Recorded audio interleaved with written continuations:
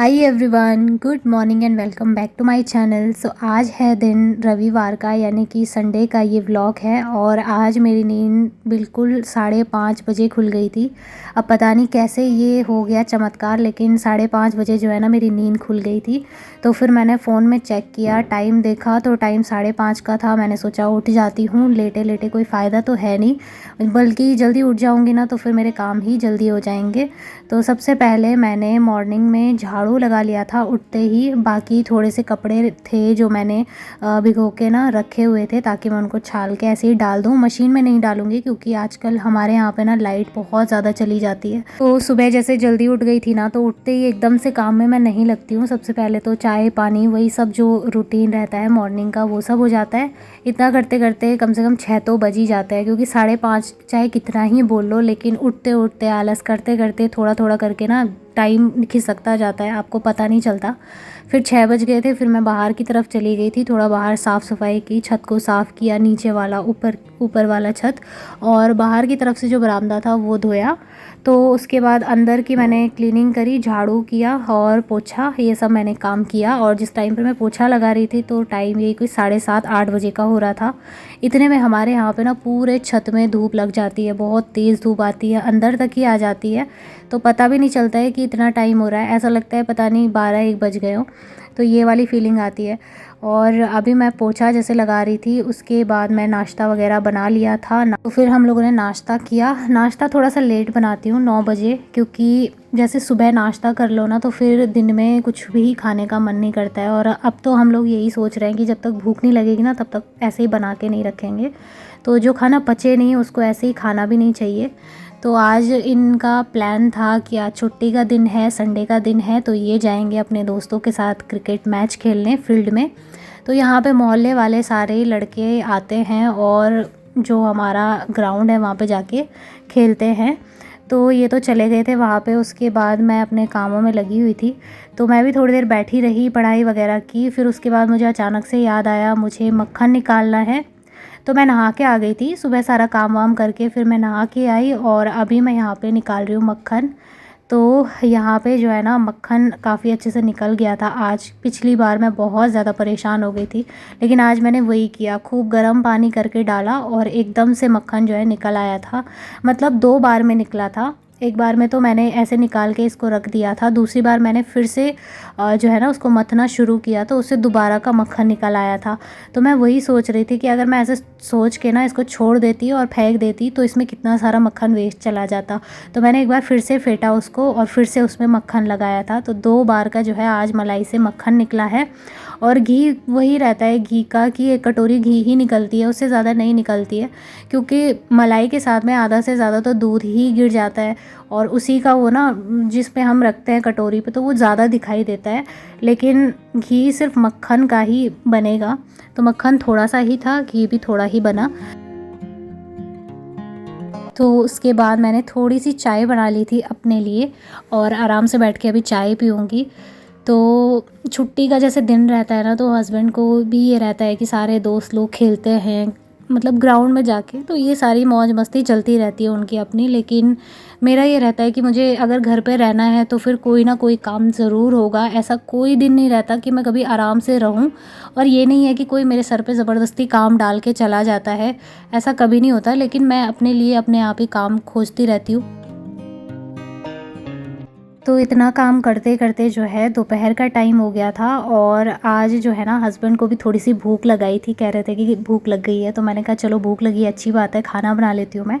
तो फिर मैंने दोपहर का खाना वगैरह बनाया, मतलब खाना तो क्या था, रोटी बनाई और थोड़ी सी सब्ज़ी बनाई थी, जितना दिन के लिए चल जाए उतना ही बनाया था मैंने।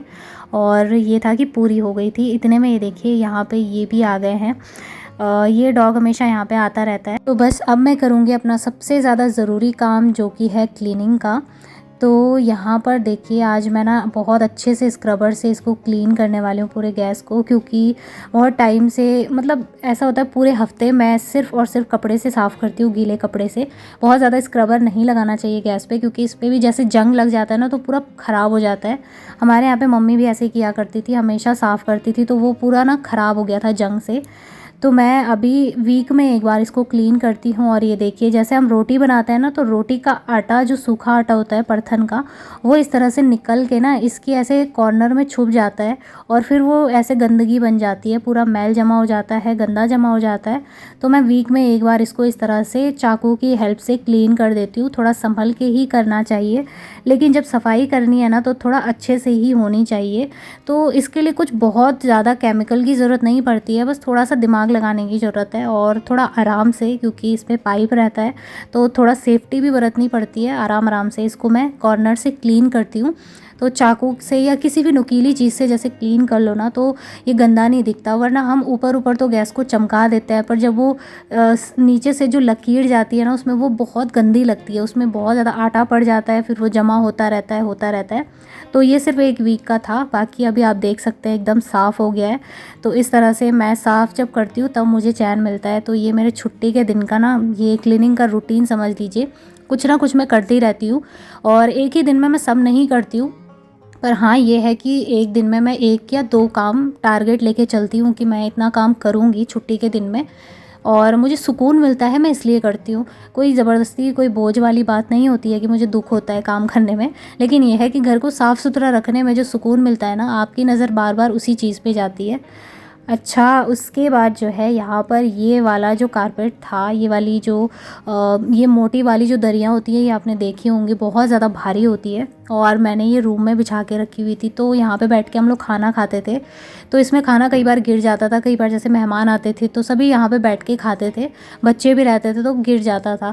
तो इतनी मोटी मोटी जो दरियाँ होती है ना, वो बार बार धोई तो नहीं जाती है, लेकिन जब खाना उसमें गिरा रहता है वो गंदा लगता है, तो फिर देखा भी नहीं जाता इतना गंदा।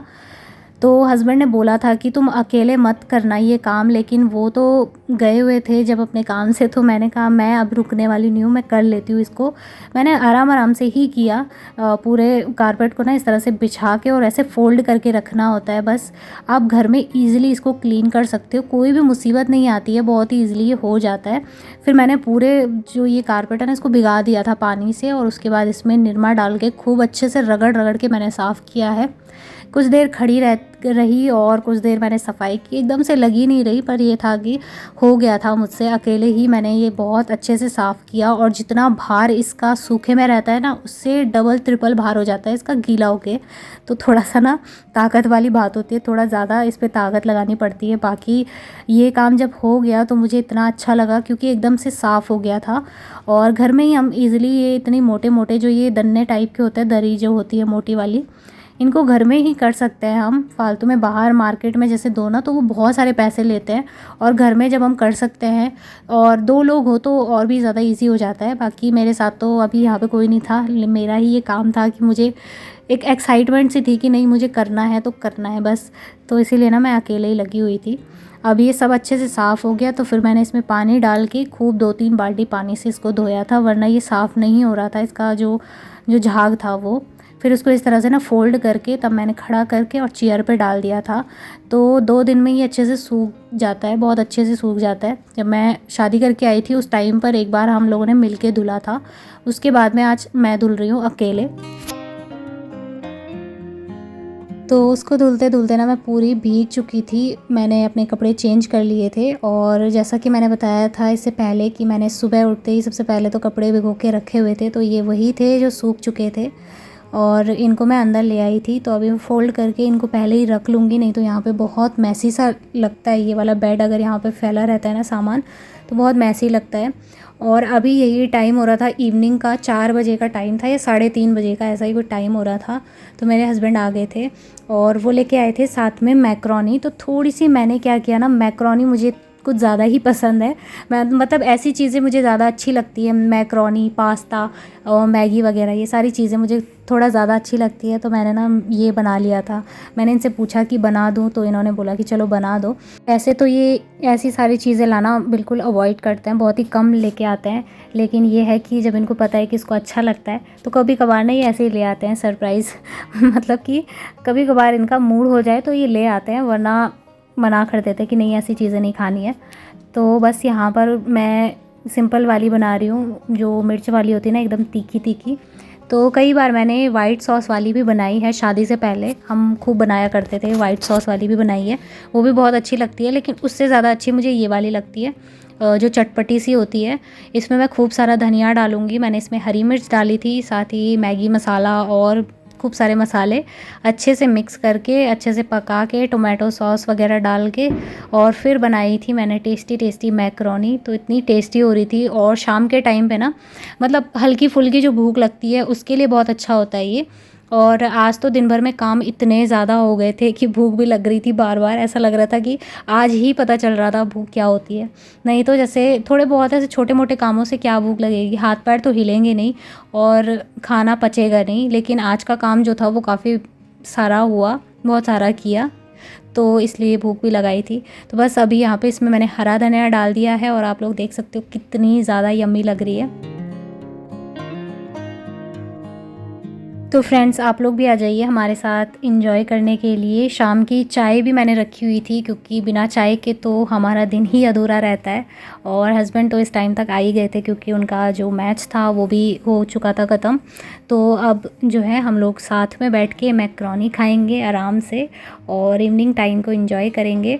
तो ये देखिए थाली लग चुकी है स्पेशल आप लोगों के लिए, तो आप लोग भी आ जाइए।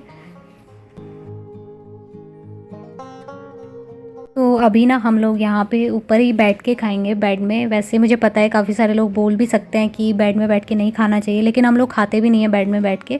बट ये है कि नीचे जो मैंने दरी बिछा के रखी हुई है ना, वो बहुत ज़्यादा पतली है, और ये जो मार्बल है इतने ज़्यादा ठंडे होते हैं कि इनमें वो मोटी वाली दरी है उसमें ही बैठ सकते हैं, वरना बैठा नहीं जाता। तो चलिए फ्रेंड्स, इस वीडियो को अभी मैं यहीं पर एंड करती हूँ। उम्मीद करूँगी आज का ये वीडियो आप लोगों को पसंद आया होगा। वीडियो पसंद आए तो वीडियो को लाइक और मेरे चैनल को सब्सक्राइब ज़रूर करें। मिलेंगे बहुत ही जल्दी एक और अच्छे नए वीडियो के साथ में। तब तक के लिए बाय बाय, टेक केयर।